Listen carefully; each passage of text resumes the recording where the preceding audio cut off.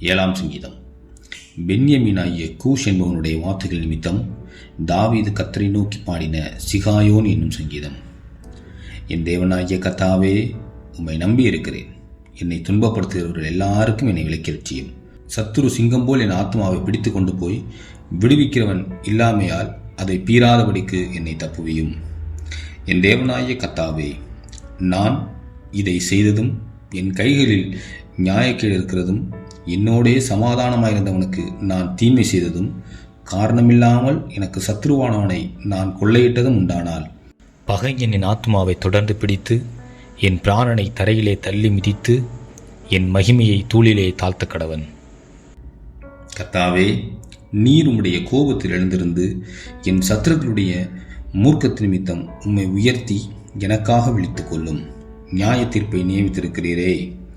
ஜனக்கூட்டம் உம்மை சூழ்ந்து கொள்ளும். அவர்களுக்காக திரும்பவும் உன்னதத்திற்கு எழுந்தருளும்.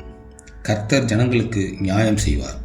கர்த்தாவே, என் நீதியின்படியும் என்னிலுள்ள உண்மையின்படியும் எனக்கு நியாயம் செய்யும்.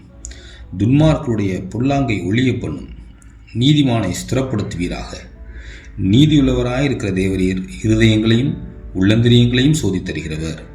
செம்மையான இருதயம் உள்ளவர்களை ரட்சிக்கிற தேவனிடத்தில் என் கேடகம் இருக்கிறது. தேவன் நீதியுள்ள நியாயாதிபதி. அவர் நாள்தோறும் பாவியின் மேல் சினம் கொள்ளுகிற தேவன்.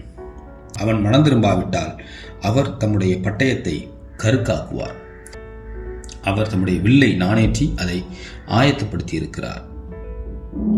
அவனுக்கு மரண ஆயுதங்களை ஆயத்தம் பண்ணினார். தம்முடைய அம்புகளை அக்கினி அம்புகளாக்கினார். இதோ, அவன் அக்கிரமத்தை பெற கற்ப வேதனைப்படுகிறான். தீவினையை கற்பந்தரித்து பொய்யை பெறுகிறான். குழியை வெட்டி அதை ஆழமாக்கினான். தான் வெட்டின குழியில் தானே விழுந்தான். அவன் தீவினை அவன் சிரசின் மேல் திரும்பும்.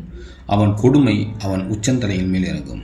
நான் கர்த்தரை அவருடைய நீதியின்படி துதித்து உன்னதமான கர்த்தருடைய நாமத்தை கீர்த்தனம் பண்ணுவேன்.